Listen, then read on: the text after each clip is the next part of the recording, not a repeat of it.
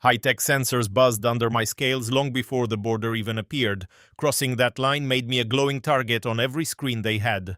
Two nuke-tipped birds zeroed in on my thermal trail, following me with that cold robotic precision that doesn't know the meaning of mercy. Facing certain death, I spread my wings wide and howled at the sky, screaming that I was still a man, still one of them. I yelled my social security number and the name of the street I grew up on.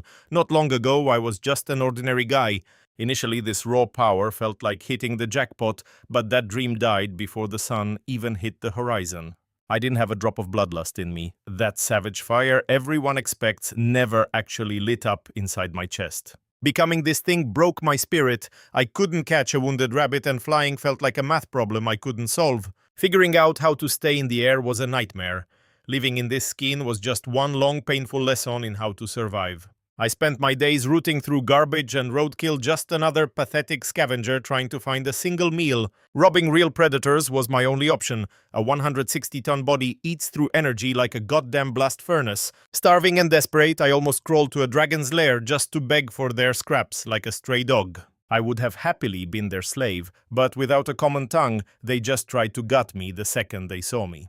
Not one creature gave me a second to talk before they went straight for my jugular. Constant failure left me numb until I saw a line of trade wagons snaking through the high mountain passes, Smanian merchants hauling cargo across hundreds of miles from some legendary place people were too scared to name. The goal was basic: drop down, grab a mule, and finally stop the hunger clawing at my insides.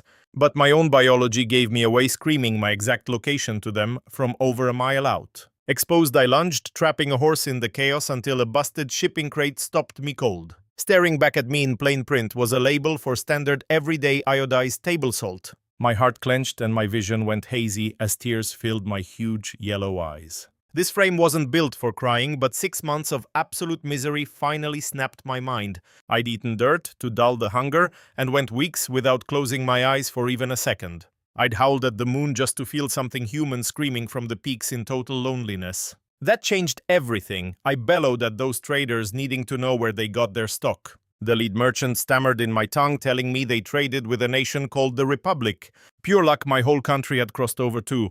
I made him lead the way right that second. My guide Hook was a pro at slipping through the Republic's advanced radar and air grids.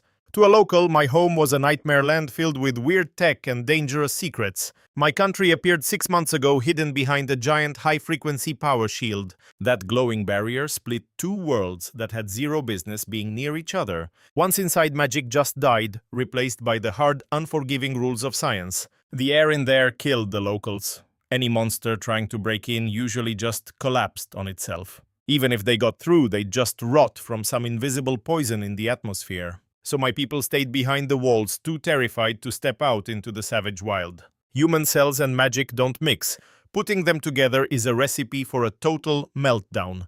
That shield acted like a massive filter, keeping both worlds from poisoning each other. Nobody out here had ever seen our capital, but they knew not to mess with us. It wasn't just the firepower, it was how cold and clinical the Republic handled business. My pulse raced. Was everything I ever knew really just over that next mountain? Were my parents still looking for me? That thought launched me up, straining my wings to the breaking point. Hours later, I saw the shield. The second I touched it, my insides felt like they were on fire. I was suffocating on clean air, my skull was pounding and my heart beat like a frantic bird. This beastly body was fighting the clean world, but I wasn't going to run now. I pushed on until the roar of turbines hit the air and 2 rockets exploded right in front of me. That was the final warning: land the monster or be erased from existence. A dreadnought pierced the fog, iron doors screeching open. A voice thundered through the mist.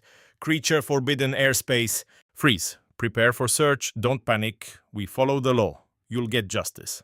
Talk to us and we'll keep you safe. Your rights are guaranteed. Otherwise, this turns into a bloodbath.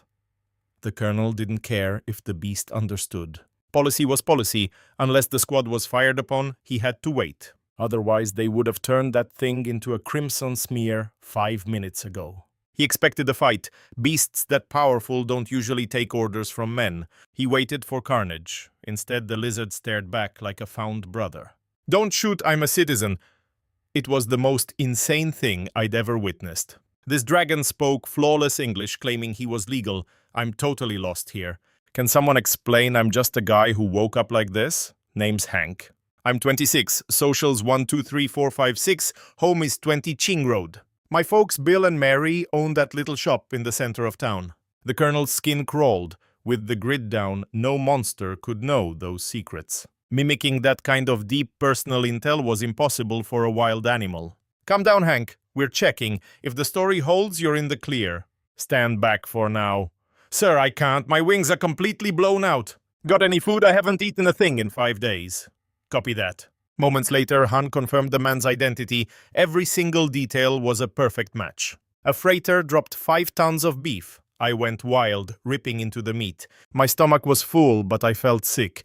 That beef tasted like dry dust. Nothing like the fresh kill from the Badlands. I just stared at Han, stunned. He grinned. The prey out there is loaded with mana and high-voltage juice.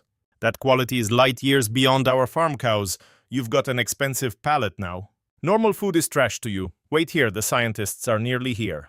The specialist will find a way to make you a man again. They need samples and tests, but you'll be fine. I just gave a silent nod. I'd accepted being a lab rat the moment I landed.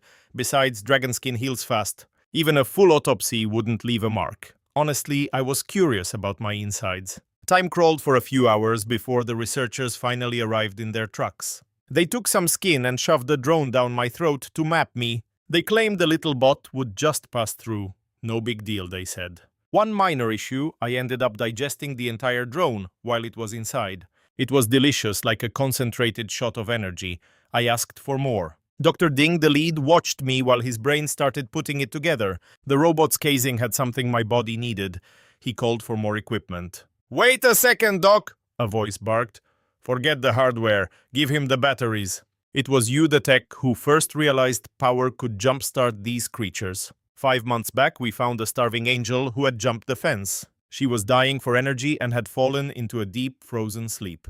The medics tried everything, but her bizarre anatomy confused every single one. The only heartbeat they got was when they hit her with the shock pads. You realized the angel was just on standby waiting for a massive charge. The pads were a spark, but she needed a surge. She told them, max it.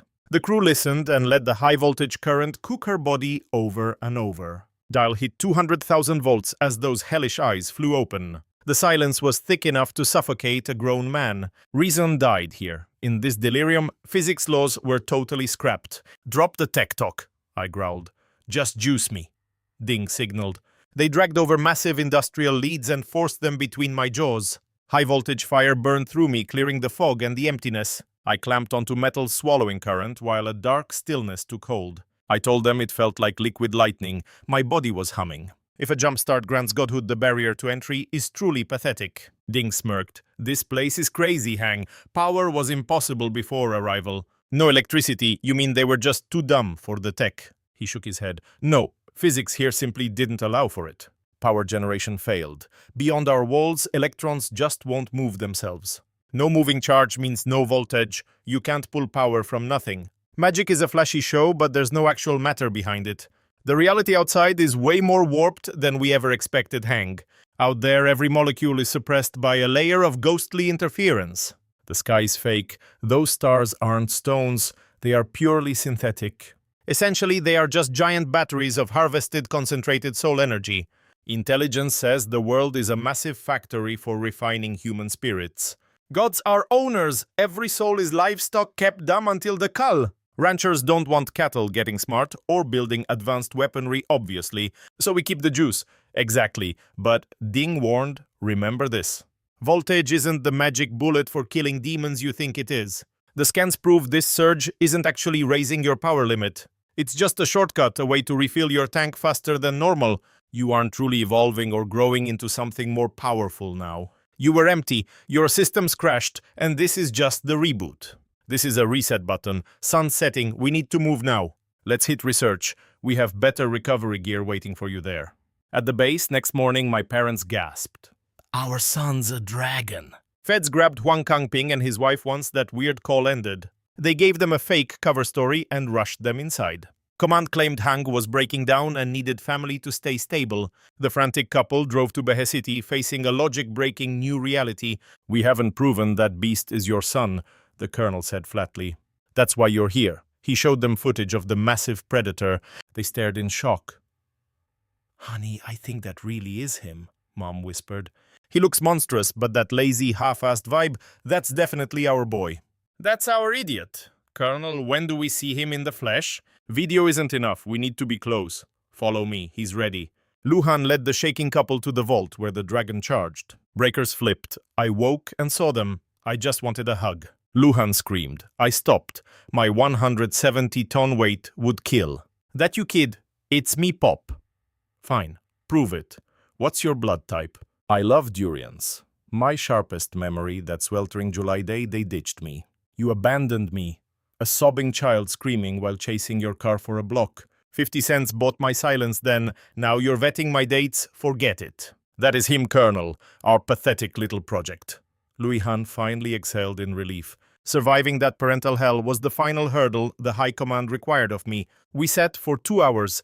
11 hit before my folks looked totally hollowed out. As they headed for the exit, Louis Han suddenly cut them off.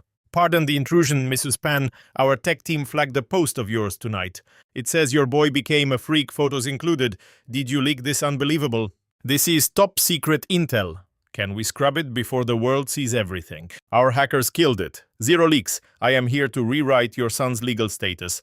Look, he's an apex predator now. For the public, his origins are totally blacked out. He's re-enlisting under a pseudonym as a naturalized mythical being, a living weapon. This cuts the bureaucracy. He is ready. The mission always dwarfs the individual man.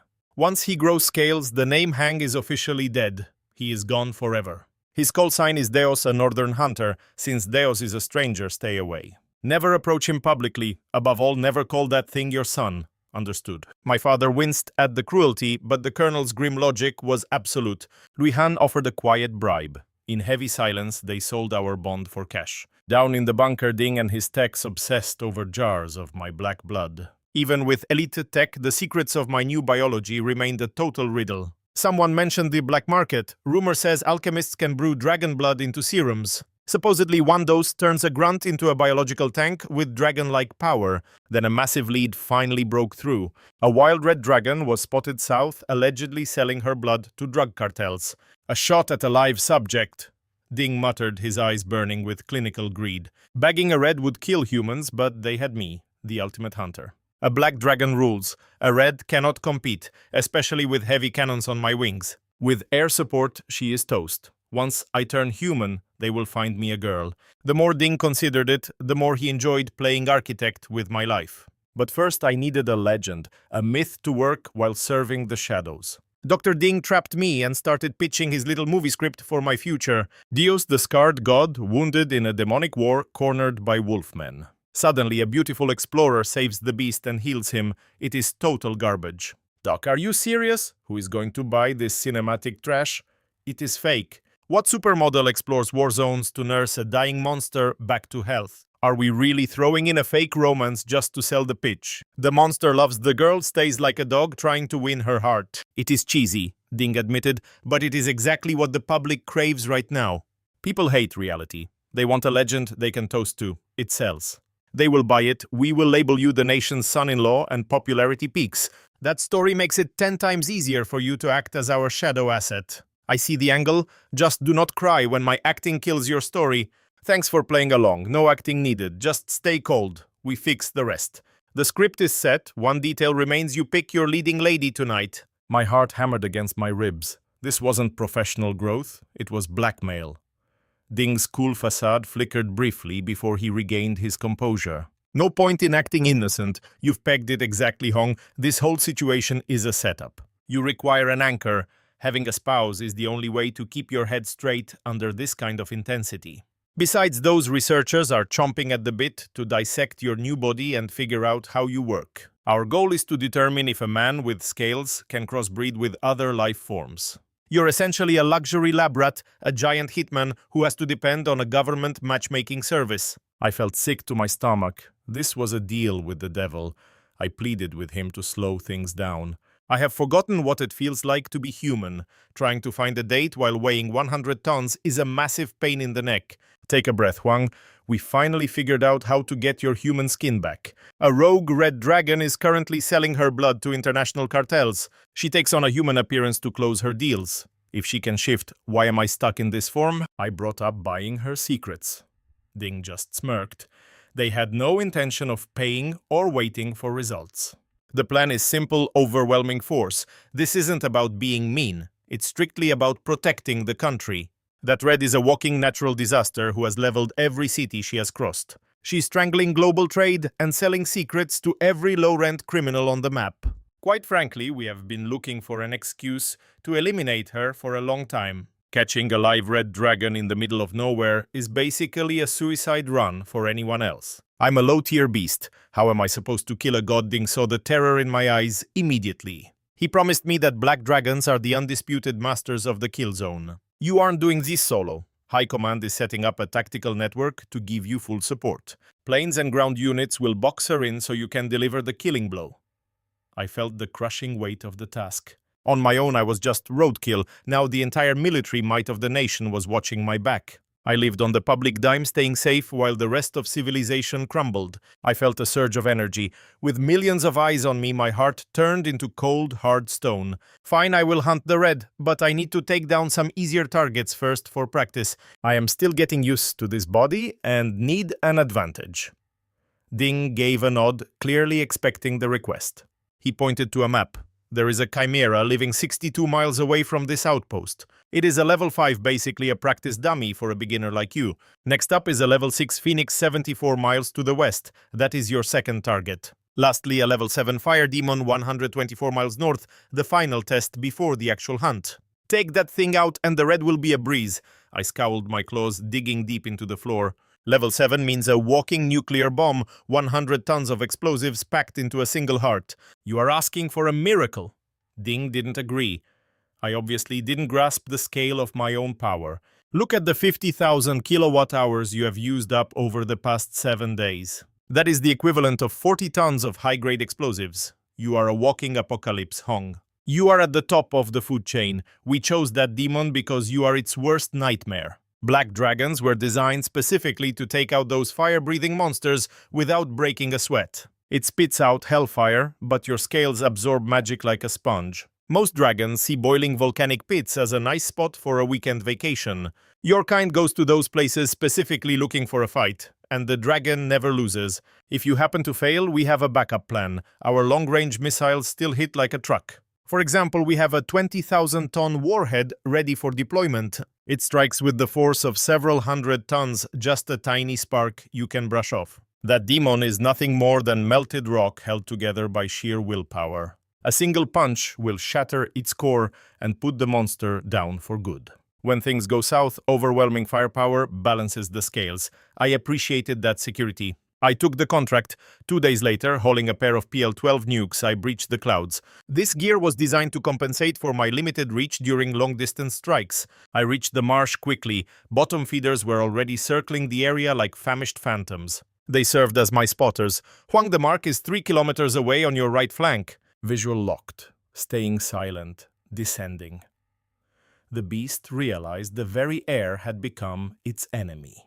For 48 hours, aircraft had violated its territory, monitoring its every single pulse. To a local alpha, those jets were just loud, high-velocity migraines that refused to quit. Aggressive, obnoxious, it wanted to grind every screaming engine into a pile of ash. Its long, bloody nightmare was finally reaching the point of no return. A colossal dark shadow plummeted toward the earth with the force of a falling mountain. I arrived like a solid wall. Even from 3,000 feet, it sensed its end. It shuddered, physically paralyzed by the sudden suffocating pressure weighing on the horizon. Within a second, I slammed it into the silt. That velocity even caught me off balance. My power used to feel subtle. Staring at that broken pile, I just felt empty. That was it over. I never even pulled the lever. It was pathetic. Finished. What's next? Another kill command ordered me back to the wire for now. The second objective is 200 kilometers away. Our escorts can't fly that deep into hell. We can't back you up. Besides, the lab needs that tissue for the specialist to probe. The suits want a fresh corpse.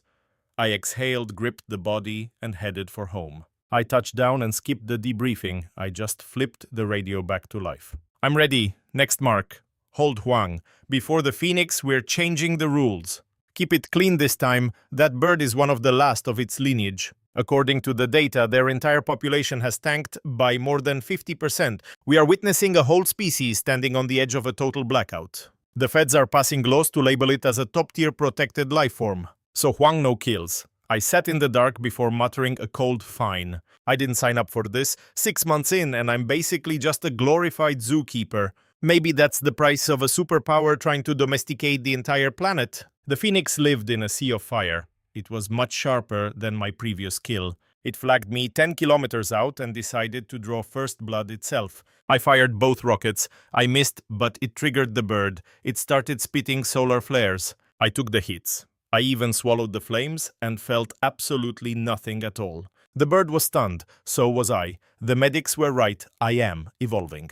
Seeing my true potential, I dropped the act and struck with total unhinged violence. But it was still a level 6 threat. Its speed and sorcery kept it ahead. I wasn't worried. I finally saw why the specialist picked this specific target for me. On paper, I'm not built for speed. A faster enemy should have cut me down, but that raw frustration was the exact fuel I needed to reach the next stage. My blood began to cook. Wounds didn't slow me down. They only made me faster. I felt vital. In that savage dance, something in my head finally clicked into place. My soul and this dragon form fused. We were made for war. I am the law. I let out a low guttural growl, a promise. The phoenix was finally losing the lead. It had never faced a dragon that gets more lethal as the clock ticks down. The bird tried to break for the horizon, then the entire world suddenly flipped. My composure cracked as a primal jagged energy finally tore its way out. Electric fire seared the bird as I pounced my teeth, locking into a death grip. Canines ripped through flesh, unleashing a shimmering mist as the creature let out its final wail. High Command logged every bloody moment of that televised annihilation. High-end tech captured every perspective, broadcasting my darkest instincts for the whole world to judge. The audience watched the tide turn during those brutal closing seconds of absolute carnage. Viewers everywhere felt their skin crawl as they watched the heartless mayhem play out. Gu barked about my progress, claiming I was finally taming the predator inside. While the ops room celebrated, Ding stared at the monitors with pure dread in his eyes. He was terrified that as the hunter woke up, my soul was flickering out for good. A dark realization hit. Was this monster going to eventually devour who I used to be? Once the smoke cleared, Louis Han hooked me up with some therapist who seemed like a total fake. I didn't fall for it. No real doctor. Looks like they stepped off a fashion runway. This whole thing reeked of a trap, and she picked up on my aggression right away. Busted, she smirked, clarifying she was both my shrink and my government-ordered date. Livid, I demanded Louis Han find me someone with a real medical degree instead of a swimsuit model. I started to protest, but she shut him down before he could even open his mouth. Scared, you worried about meeting a woman, you can't just growl into submission. That cut deep. I snapped at her, wanting to know how she saw through me so fast. Your records are clear, Hong. Your insecurity has always been your biggest ghost. I went quiet, shooting Louis Han a glare that screamed for him to make her leave. She bypassed my walls completely, continuing to poke at my psyche without a second thought. She was dangerous. Listen, Hong, don't get the wrong impression, she cautioned. I'm a professional. Just give me 3 minutes to show you I am not a waste of air. I caved. Fine. You have 3 minutes. I will play nice. Tapping her screen, she casually asked if regular girls still caught my eye. My tail twitched. To be honest, not really. My preferences have shifted lately. Physical beauty used to be everything, but now even a cover girl would not move the needle. Only something from my own bloodline could actually get my pulse pounding these days. That is par for the course, Hong. Think of it like this. Folks can adore their pets, but they are not looking to start a family with them. I froze. So why the hell am I sitting here across from you right now? No one is looking for a mutant. That is just the ugly reality of the situation. You are not my type either.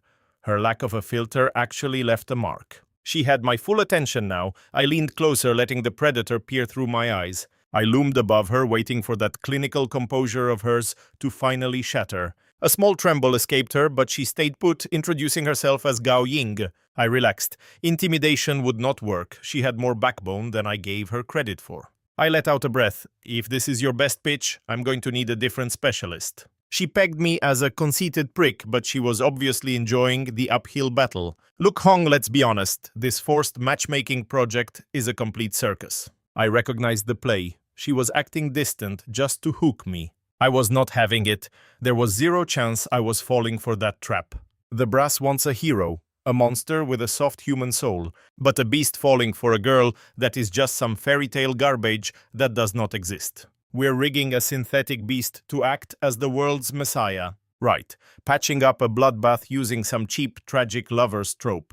The crowds will swallow it, but our rivals will sniff out the scam. Particularly those real fire-breathing clans lurking past the front lines. They'll view it as bait, assuming we broke the creature through sheer agony. Forget truces, they'll just brand us a nation of deceitful vipers. This lovey-dovey angle for our lead is an absolute disaster. I nodded. Gao was reading my mind with unsettling precision. Obsidian drakes lack hearts. They're icy killers, designed purely to endure. Luhan's expression soured.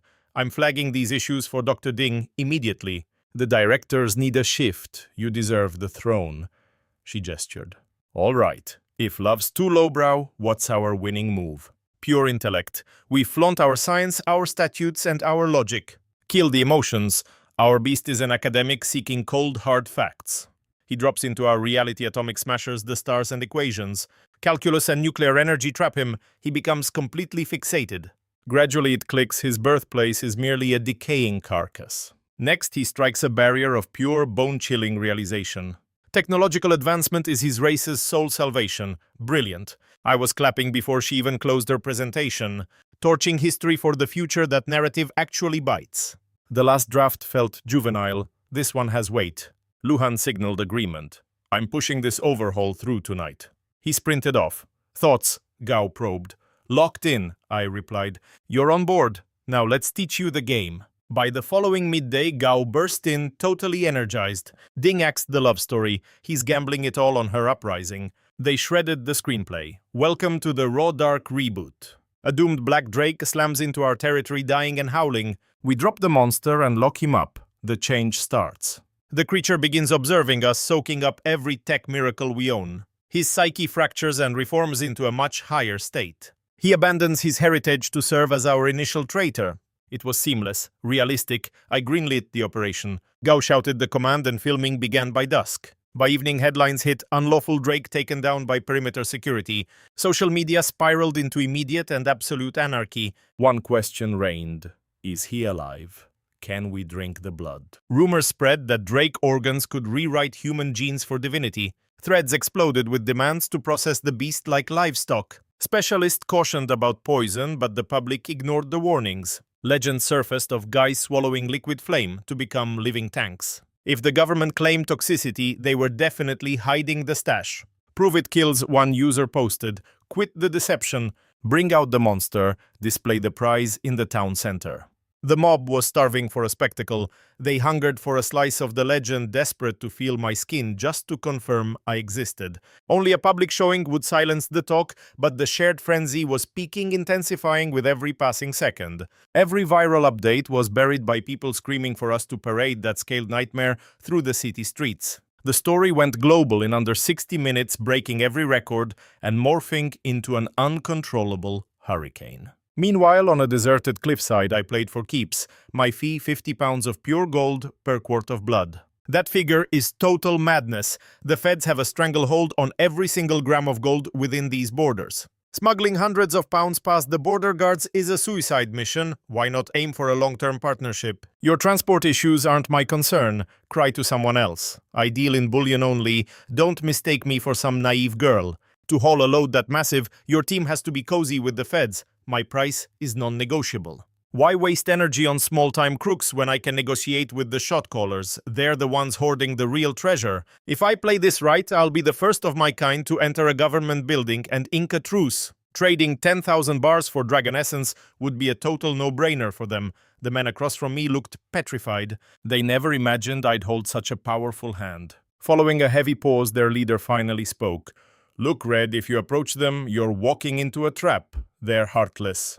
They'd strip their citizens of every right and scent just to keep those borders locked down tight. My people aren't exactly known for being angels either. How do you know I'm not the one playing you? Because the entry fee is huge, and you've got the guts for a high-stakes gamble.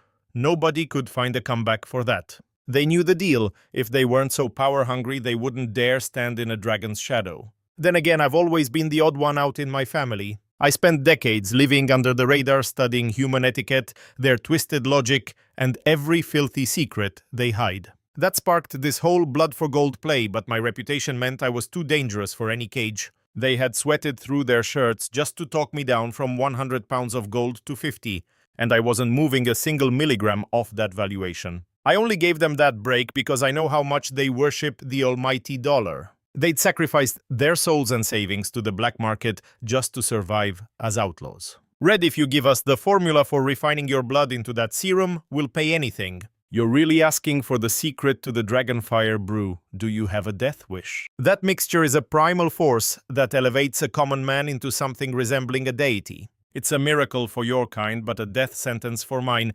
Giving that up is hand-delivering a map to my family. I have my pride to maintain, unless of course you've got a much larger bag of cash. The man leaned in. What's the new price? I looked him dead in the eye and demanded 100 tons of gold. Why not just kill us and take it? I told him I'd considered it, but this deal is a bargain regardless. This is about a legacy. With this power, you can erase human weakness and rule the globe. We're talking species-level evolution. Are you really going to haggle over 100 tons when your country's future is on the line? We're ghosts. Outcasts. We can't go back. We couldn't scrape together even 1 ton of gold in this wasteland.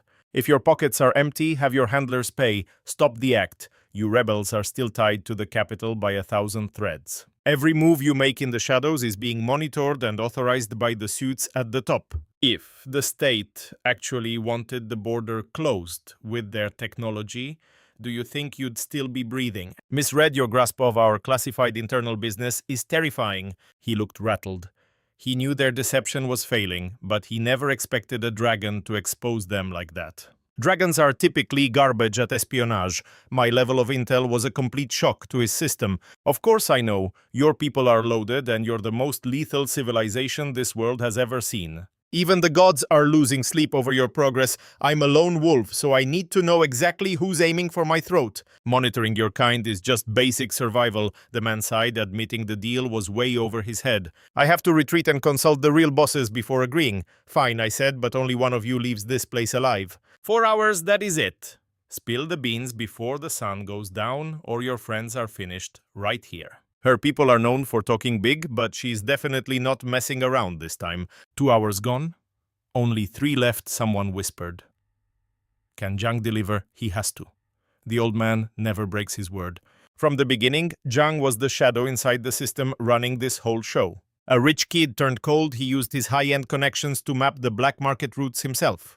When worlds collided and the public froze in fear, some sharks saw an opening and began the hunt.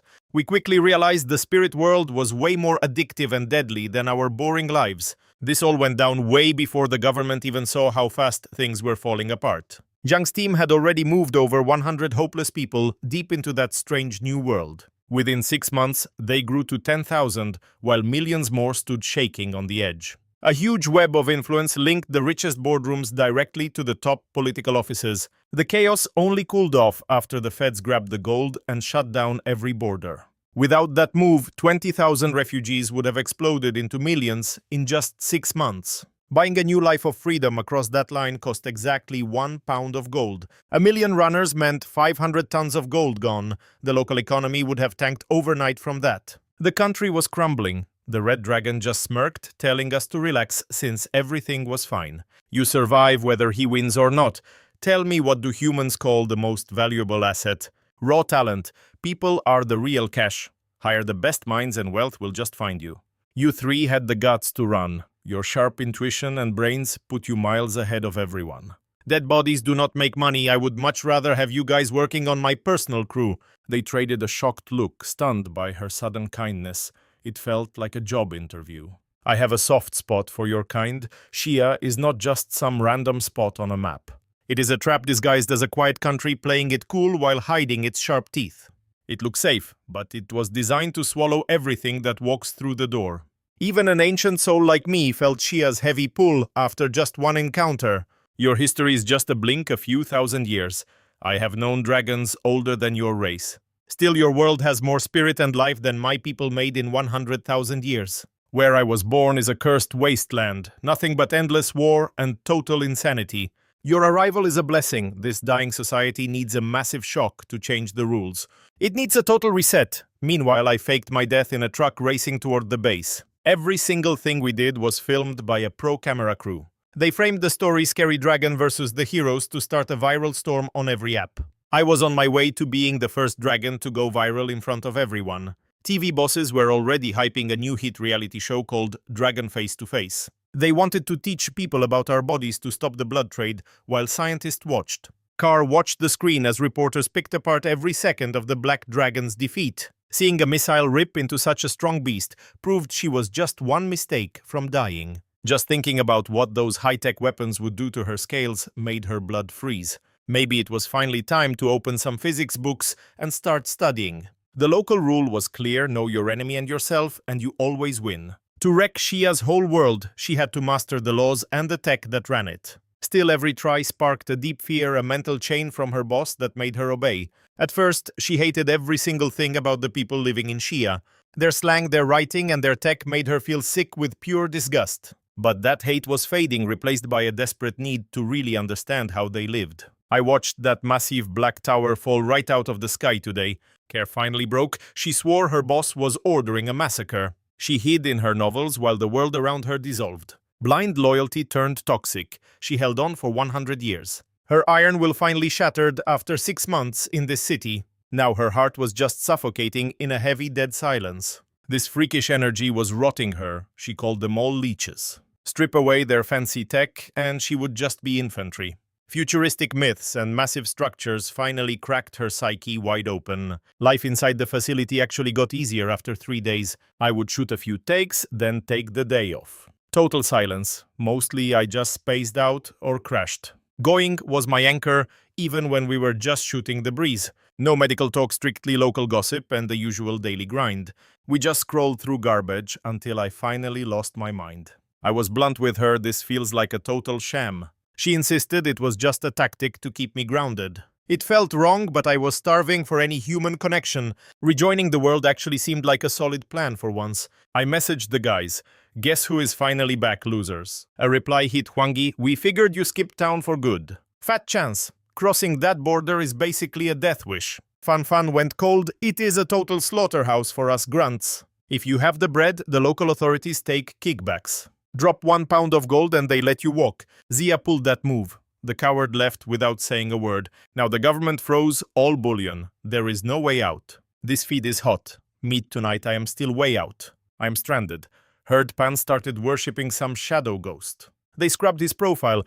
Pan was supposed to be a genius. Why would a scholar join a sect? Is he at home? He's alive but tainted. He was obsessed with his telescopes. He wasted every spare moment peering into the center of nothingness. He was fine until reality became a total waking nightmare. Those stars are not gas. They are conscious entities watching us. Looking too long invites the madness. Pan's crew got hooked.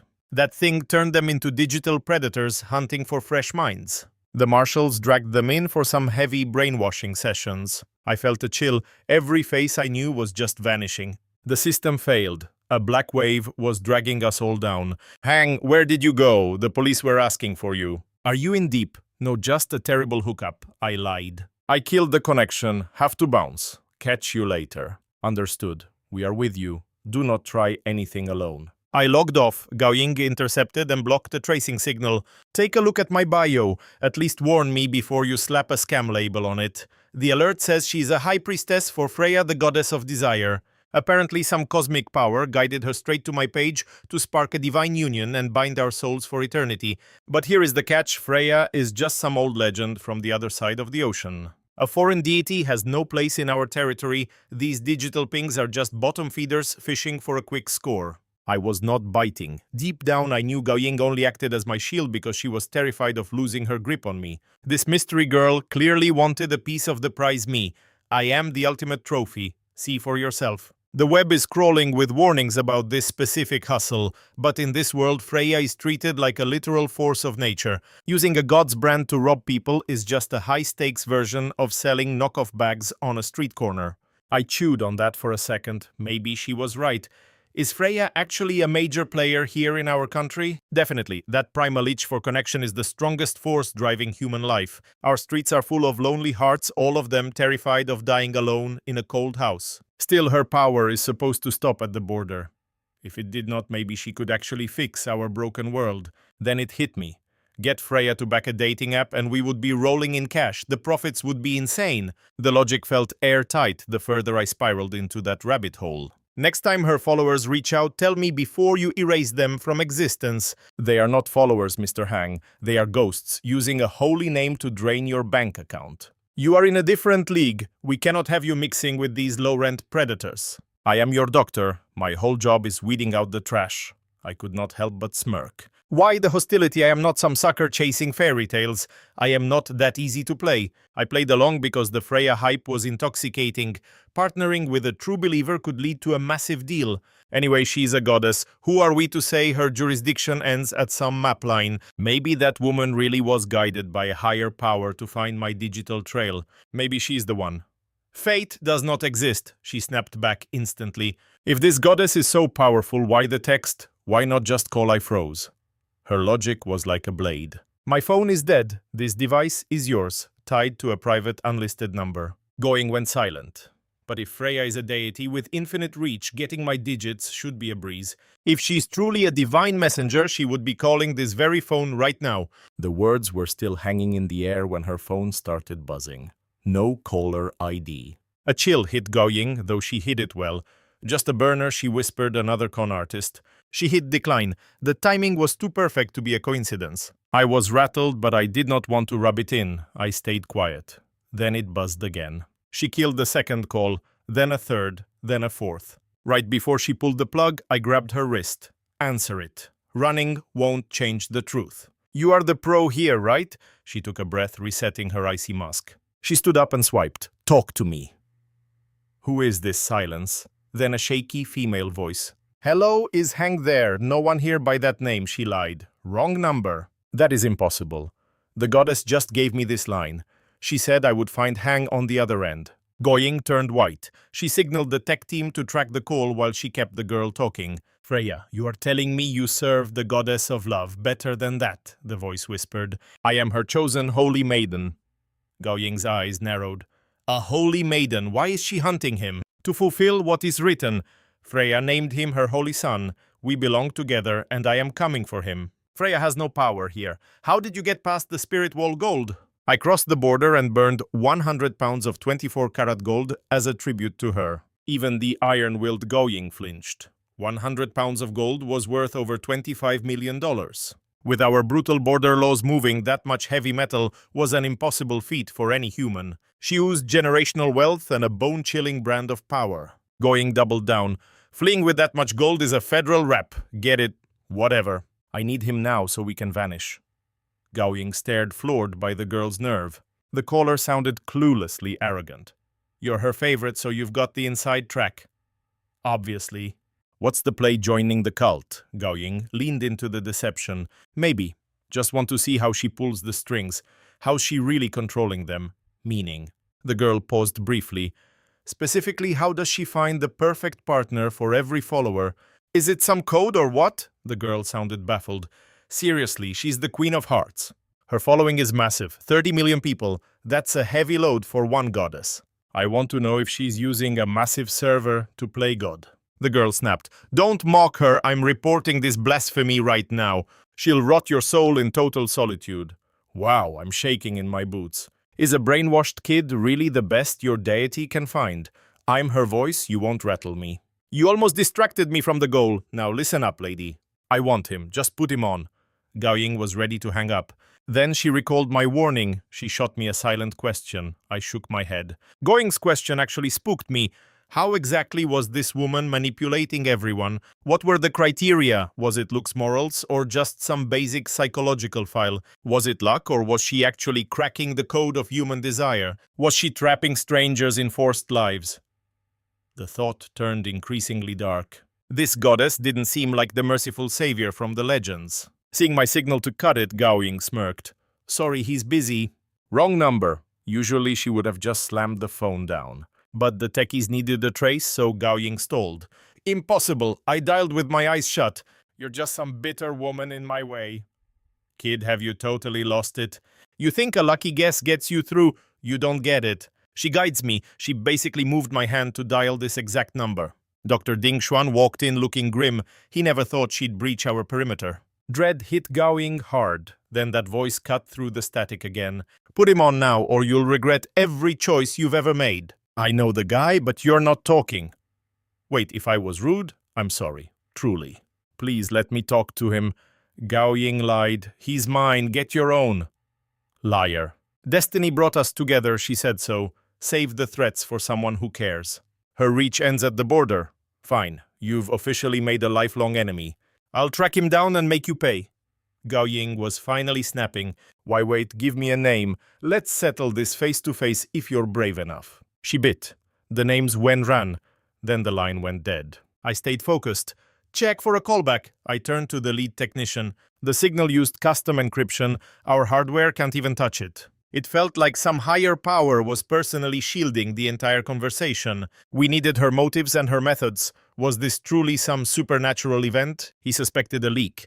His theory some zealot gave his location to the goddess. I thought they said her influence was supposed to be dead in this sector. So what's the deal with her? We should have seen this coming. She's the nation's biggest icon. We're talking over 30 million zealots. Freedom is burned into my very soul. A spirit like mine wasn't built for a cage. That little stunt didn't break me. We had already prepared for 10 times worse. Imagine the second the paper-thin wall between our world and hell finally snaps. Forget the gods, that infinite tide of monsters would be completely out of control. Everyone can feel it, the barrier is failing and the end is closing in. We must stay sharp and be ready for an absolute catastrophe. Night fell and the heavens stayed silent. Freya likely sensed the ambush. By then, most of the night shift had already punched out for the day. I waited alone, scanning the horizon for a glimmer of that gilded throne. My vision was shot, failing to drag the distant stars into any clarity. Still, a creature like me holds total authority over every single living cell. It hit me with enough focus I could manually rewrite my own genetic code. I could overhaul my biology, sharpening my sight to rival a hunting hawk. That thought took root, so I shut my eyes and triggered the transformation. I pushed a surge from heart to brain, making my skin glow neon. The technician on duty lost it and sprinted off to find Dr. Ding. Ding charged in breathless, but my metamorphosis was already complete. I shared my secret. The doctor stood paralyzed by my self-inflicted biohacking. I had discovered the master key to restructuring my own physical being. Grant me 1 trillion kilowatt-hours and I will erase those gods. It felt like a fantasy, but Ding swore those legends weren't born divine. With your raw talent and our backing, you would easily outshine them all. The old kings have ruled too long. We need a total regime change. 8 days in, and my confinement had become the nation's biggest obsession. My reputation was shifting from a beast to something far more relatable. They rebranded me an ally, pinning my former rage on a dark hex. The narrative was that the wall rescued me, allowing my sanity to return. State news began hinting that the mythic massive obsidian dragon, driven by nothing more than a simple raw sense of curiosity, had grown fond of our world and might just stay forever. The internet exploded. Half the world wanted me dead, the rest worshipped me. Critics labeled me a ticking bomb, a predator that could never be trusted. 2 massive digital mobs went to war over my right to exist. Politicians steered the chaos, even though legitimizing me was a death wish. To cement the lie, they decided to stage my grand return to nature. By morning, official reports claimed I had fallen into a deep coma. They cited mystical exhaustion, and the higher-ups started hitting the panic buttons. Following some rigged medical tests and a few choreographed breakdowns, they ordered me exiled, filming my departure for the entire world to see. The motorcade rolled through checkpoint 2 in a heavy, total silence. No goodbyes, just a state-run camera recording as I was hauled away. Observing the exit journalist Wang Xiaoying felt an unexpected stinging grief. An officer had guaranteed her the exclusive if I woke before the border. Despite my celebrity status, the press was always kept at an icy distance. Panic hit her as she watched the story of the century vanish. I pinned you at the perimeter. Going rogue, she smirked. Just a data sync, she lied. I warned her things get weird out there. He'll gut you. She shrugged it off. I'm solid. Look, Wang, life's a gamble. These things are pure ego. Winning him over means meeting him at his absolute worst. I've got to be there when he wakes, or we're dead. Done talking good. Later. Wait, I barked. I mean, you faked a shock, then shut me down. Too damn dangerous. There was the hook, the exact move she'd planned. She'd been pushing my buttons all day waiting for this. Pure theater. She just wanted to see me desperate. I snapped. You said we were safe. Why the pivot? Safe for me, not you. He's a beast outside. We have history. You're just a ghost in the room.